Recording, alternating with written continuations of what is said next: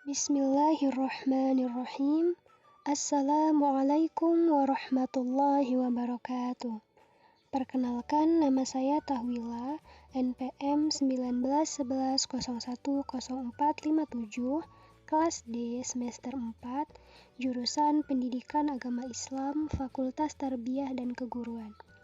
Baiklah, kali ini saya akan menjelaskan tentang resum kitab Tafsir Jalalain, mata kuliah Qiraatul Kutub, dosen pengampu Ibu Lucy Suryani, MPD. Tafsir Jalalain berasal dari bahasa Arab yang memiliki arti harfiah. Tafsir Dua Jalal adalah sebuah kitab tafsir Al-Quran terkenal yang awalnya disusun oleh Jalaluddin Al-Mahalli pada tahun 1459 dan kemudian dilanjutkan oleh muridnya Jalaluddin As-Suyuti pada tahun 1505. Kitab tafsir Jalalain ini termasuk kitab yang fenomenal dalam sejarah keilmuan Islam, khususnya dalam bidang tafsir Al-Quran. Kelugasan bahasa dan metode penyampaiannya yang sederhana membuat masyhur di tengah-tengah ulama yang muktabar atau mendalam dan luas. Kitab tafsir Jalalain ini adalah salah satu kitab yang sangat familiar di Indonesia, terutama di kalangan pondok pesantren. 1. Biografi pengarang. Kitab ini dikarang oleh dua orang imam yang agung, yakni Jalaluddin Al-Mahalli dan Jalaluddin Al-Suyuti. Jalaluddin Al-Mahalli bernama lengkap Muhammad bin Ahmad bin Muhammad bin Ibrahim bin Ahmad Al-Imam Al-Allamah Jalaluddin Al-Mahalli. Lahir pada tahun 791 Hijriah atau 1389 Masehi di Kairo, Mesir. Ia lebih dikenal dengan sebutan Al-Mahalli yang dinisbahkan pada kampung kelahirannya. Lokasinya terletak di sebelah barat Kairo, tak jauh dari Sungai Nil. Sedangkan Al-Suyuti bernama lengkap Abu Al-Fat Abdurrahman bin Abi Bakar bin Muhammad Al-Suyuti Al-Syafi'i. Beliau dilahirkan pada bulan Rajab tahun 849 Hijriah dan ayahnya meninggal saat beliau berusia 5 tahun 7 bulan. Beliau sudah hafal Al-Quran di luar kepala pada usia 8 tahun dan mampu menghafal banyak hadis. Demikian juga karangan beliau yang mencapai 500 karangan.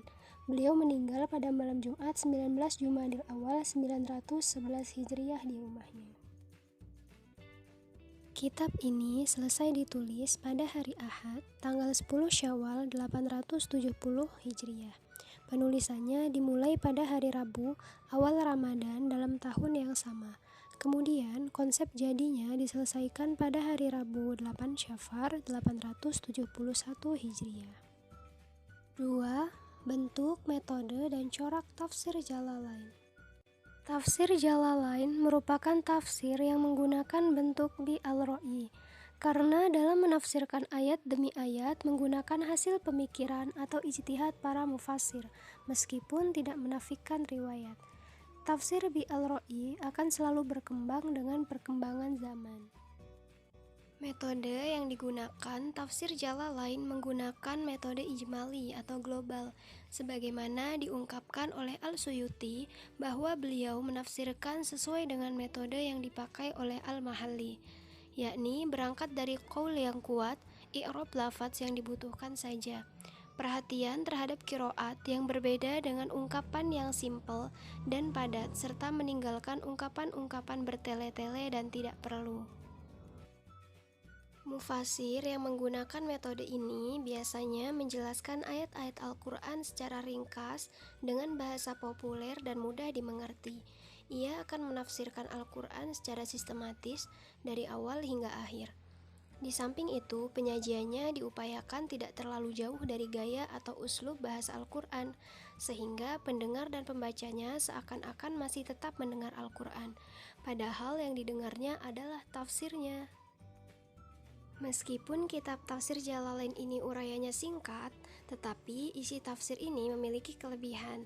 Di antaranya membahas isi kandungan Al-Quran dari segi bahasa dan maknanya, disertai asbabun nuzulnya, sehingga memudahkan upaya memahami isi kandungan Al-Quran sesuai dengan latar belakang turunnya ayat tersebut.